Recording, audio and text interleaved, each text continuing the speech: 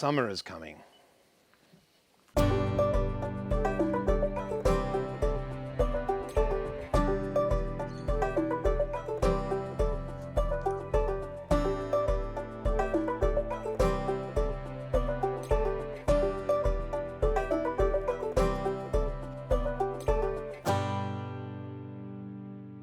Summer's here, and with it comes the scorching sun and hot, sleepless nights. What you really need is a cool, refreshing beer, and I've got just the one. It's a Mexican lager that I've been working on the recipe for the last couple of years.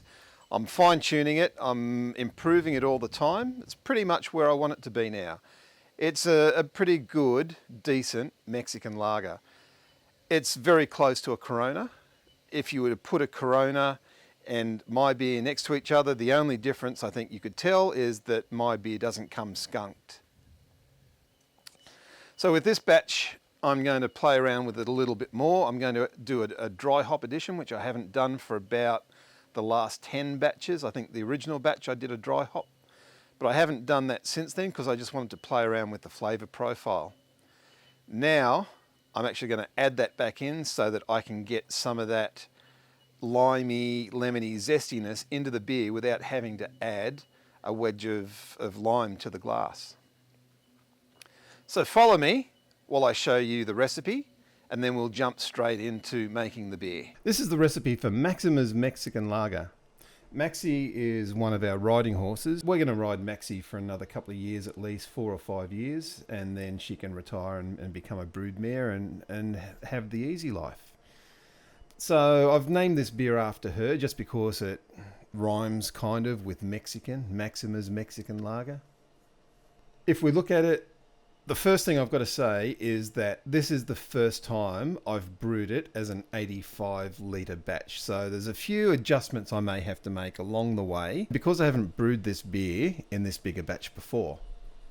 Looking at our fermentables, we've got 1/3 each of Gladfield American Ale Malt, Baird's Flaked Maize, which is maize as corn basically, and Voyager Pale Schooner Malt. Now I haven't used the Voyager Schooner Malt before. Usually I use the Gladfield Pale Malt. It's a little bit darker.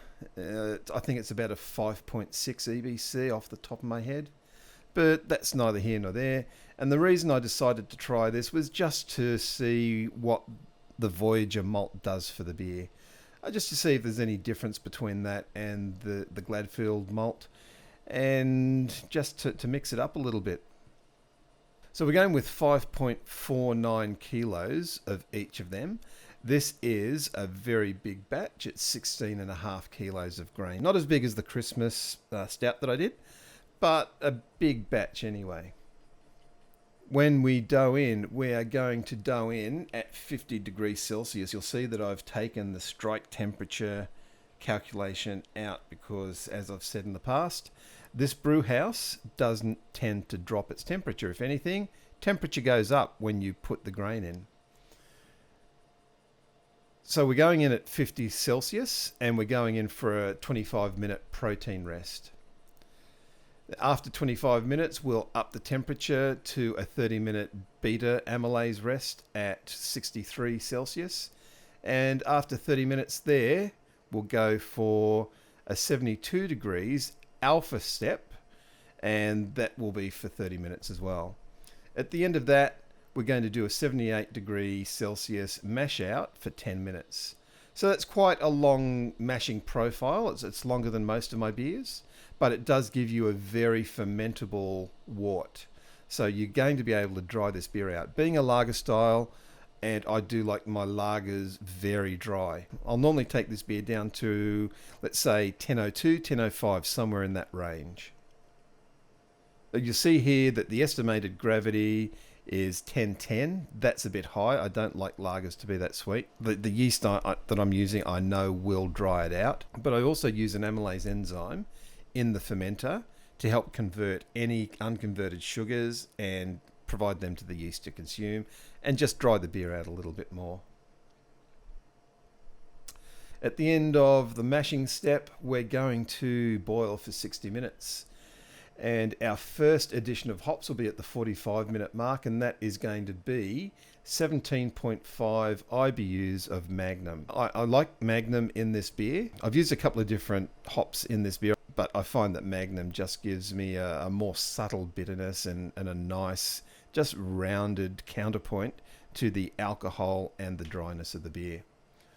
I'm also doing a 210 gram or 2.5 grams per litre dry hop of Citra.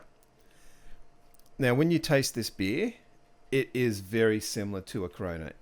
Put my beer next to a Corona and you won't be able to tell the difference, apart from the fact that my beer isn't skunked because I don't store it in clear bottles.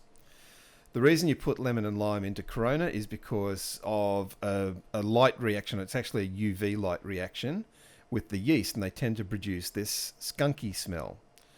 You put the lemon or the lime in there because the acids from the citrus reduce that skunky smell and makes takes away some of the taste. Now, because my beer doesn't skunk, I don't need to put the lemon or the lime in there. It doesn't need the acid, but I thought that by throwing in a dry hop of Citra, it'll give it that little bit of citrus lift, and it'll just make it like a Corona and lime straight from the glass. Because I've only got the one pack, what I'm going to do is create a starter. That's been on for a day, and I could just keep drip feeding it a little bit of DME every time I think about it, and I'll build that up to around about the 100 billion yeast cells. So there won't be a problem with underpitching the yeast, that's for sure. Other additions that are going into the boil, you can use Campden tablets. I won't be using the Campden tablets because I'm using tank water with an RO system, so my water doesn't come with any chlorine or chloramines in there. I will be throwing in some Werflock tablets 15 minutes from the end of the boil. And as I mentioned before, once it's in the fermenter, I will put in 60 mils of amylase enzyme. Speaking of water additions, the water profile we're going for is nice and soft, as it should be for a lager. 17 parts per million of calcium, 4 of magnesium, 18 of sodium, 30 of chlorine, 23 of sulfate, and 41 of bicarbonate. There is also a lactic acid addition of 20 mils here, just to bring the pH down into a reasonable range. We'll be aiming for around about 5.2 to 5.4. Now, I won't add the lactic acid until I take a pH sample, and once I know what we're starting with, then I'll adjust my lactic acid to suit. The fermentation profile, I've been using this fermentation profile with lagers for a long time, and it really does work. It produces nice, crisp lagers, no hint of diacetyl, no hint of any off flavors, because you're fermenting with that bottom fermenting yeast at a nice, low, slow temperature, and you're not stressing the yeast out. If you go in and you pitch the yeast too high and you ferment it at too high a temperature, lager yeast will throw some off flavors. My schedule for this is to ferment at 9 Celsius at half a bar or 15 psi for 14 days. Now, it may be 10 days, it may be 12 days, it may be 14 days. It depends on how the yeast is feeling. At the end of that 14 days, I'm going to release the pressure from the fermenter, obviously, because I want to dry hop. And I need to release the pressure to get that dry hop charge in. At the end of the 2 days dry hop, because it's a conical fermenter, I'm going to take the dry hop material out because I don't want hop burn. Once I've done that, I'm going to ramp up at 2 degrees Celsius per day, first to 11, then 13, then 15, then 17, then 18. And I'll leave it at 18 Celsius for 4 days for a diacetyl rest. And that's just to allow the yeast to clean up any byproducts that may be in the beer and just make it nice and crisp, and just a nice, crisp, dry lager profile. At the end of that 4 days diacetyl rest, I'm going to go down by 2 degrees per day. I don't want to cold crash this too quickly. I don't, again, want to stress the yeast out. I want it to be nice and gentle, slowly letting that yeast come down until we get down to 1 Celsius for 3 days for a cold crash. That's going to make all of the yeast flocculate and settle to the bottom of the conical. Once again, I'm going to take the yeast out, and at that point I'm going to let it lager in the bright tank for another 2 weeks. Now, because I've pressure fermented this at around 15 psi, I don't expect that I'm going to have to do a really long lagering process. If I was doing this as an open fermentation, then yes, I would do the full 8-week lagering process to allow this beer to develop and to allow the yeast to clear up any byproducts that are still left at this stage. But because we're cold crashing, we're removing the dry hop, we're removing the yeast, we're giving it a little bit of time to cold crash and 2 weeks to lager in the tank at 1 bar. At that point, the beer should almost be ready to drink. It may take another week, it may take another 2 weeks. I'll just have to wait and see. So what I'll do at the end of the 2 weeks in the bright tank, because I want to reuse the bright tank, I want to get another beer in there, I'll take the beer out and I'll put it into kegs. Those kegs will go into my refrigeration system and they'll lager at 4 degrees Celsius for as long as it takes. 1 keg will go into my kegerator at 4 Celsius. I'll test it straight away. I'll see if it needs any additional carbonation. If it does, then I'll throw it onto the CO2 and let it carbonate at a slightly higher temperature, say around 1 bar, 30 psi, for a little bit of time. It won't need a lot. Remember, because we're lagering and we're fermenting under pressure, it's pretty much going to be carbonated already. So I'm just going to adjust it by inches, really, by centimeters in the metric system. So I'm just going to play it by ear with the lagering.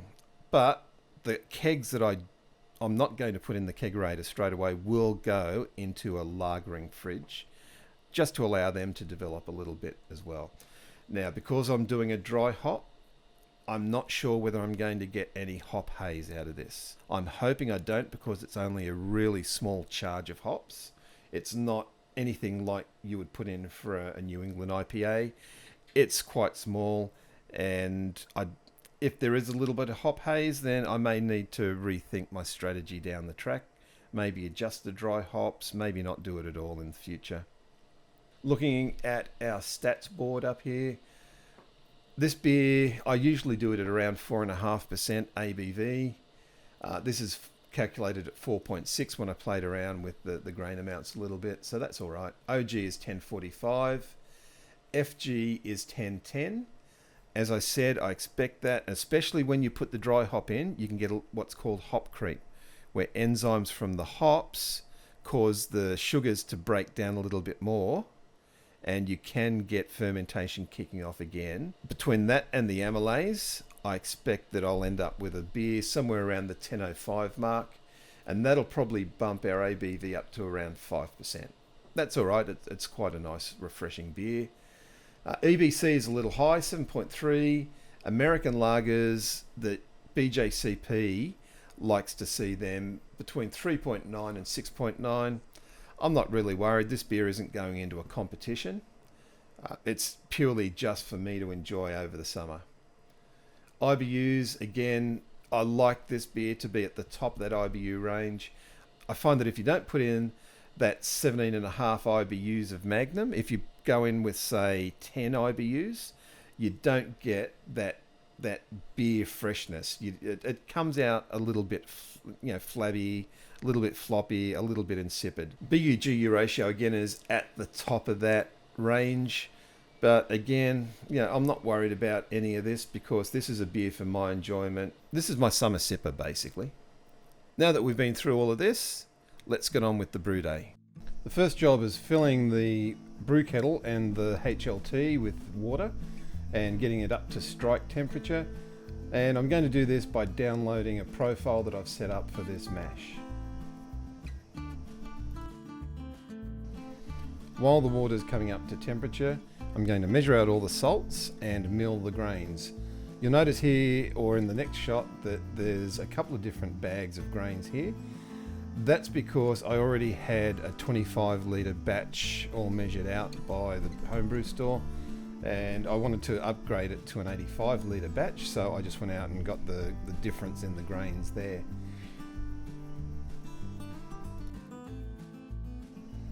This is the bag for the 25 litre batch. These grains are pre-milled and they're just ready to go straight in. Now once I've added these grains, I'm going to get a 250 gram bag of rice hulls and put them in, mostly because of all of the corn that's going in here. I don't want to end up with a stuck mash or a stuck sparge, and the rice hulls will open the grain up and allow the water to flow through just a little easier.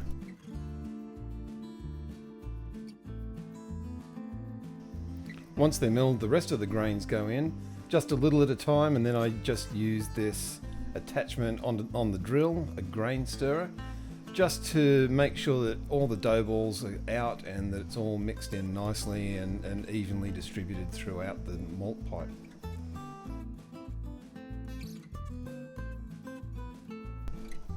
Once the boil started, I added the only addition of hops, which is the 17.5 IBUs of Magnum.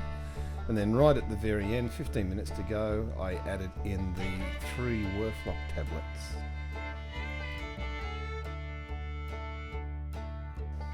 At the same time, I hooked up the plate chiller for 15 minutes and ran hot water through it just to make sure that everything is sanitized.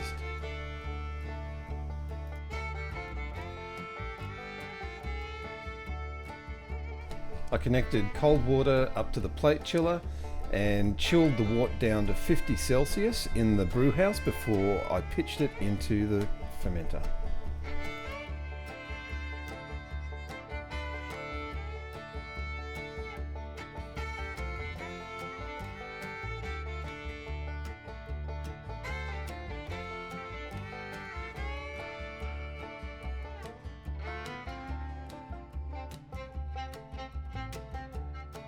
Primary fermentation took just on 10 days.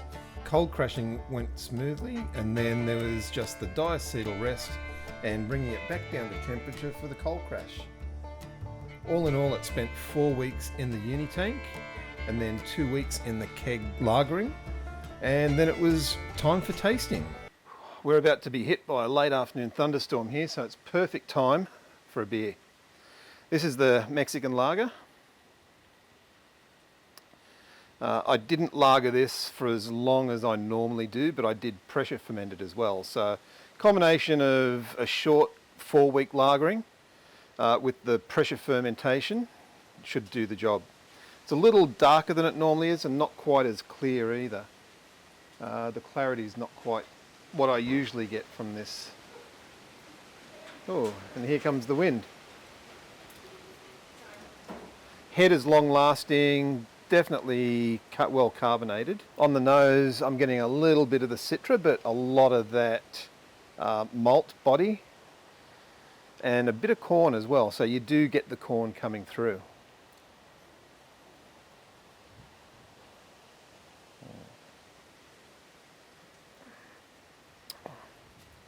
The mouthfeel is nice and crisp. There's a hint of bitterness there, a touch, but not overpowering. The lager is nice and clean. You do get some of that malt character coming through.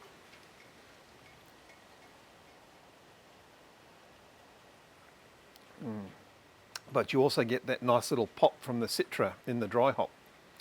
So being that it's a Corona clone, and you normally drink Corona with a wedge of lemon or lime, the Citra throws that flavour in there, but because we're not serving out of clear bottles, the beer isn't skunked, so it doesn't really need that lime to get rid of that skunkiness from the beer. It is quite a nice flavour option though.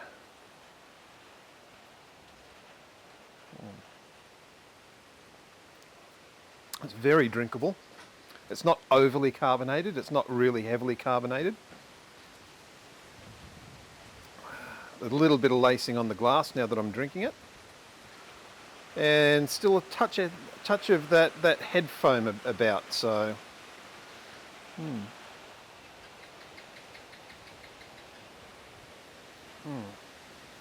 The colour, as I said, possibly a little darker than I normally get it, and definitely not as clear as I usually do. Probably because it hasn't been lagered for as long as I normally, like I'll normally put this down for 8 weeks. So it really has time to clear up. So that may be why it's not as clear as it normally is. Why I don't have that real see-through finish to it. But I've got another 3 kegs of this, so there's time for it yet to clear up. And one of them's in the fermentation chamber at lagering temperatures, so it's just going to continue to develop and clear up and get better as it goes along. But for a short lagering, it's still quite a nice beer. No butteriness, no greenness about it. So that step lagering process that I use, where I lager at between 9 and 11, and then after primary fermentation's finished, I step it up and then drop the dry hop in, and then step it back down, a couple of degrees a day over a week. That's proving to be quite a good process, and I'm liking the results that I'm getting from this. It's giving the yeast a chance to clear up any of those diacetals. It's giving it a chance to clear up any of the off flavours that might be in there, and to really dry the beer out. And it's quite nice. There's no cloying sweetness. It's quite nice. And as we get hit by this thunderstorm, so that's it. That's the Corona clone, Maxima's Mexican Lager. It is quite close to a Corona when you do taste it.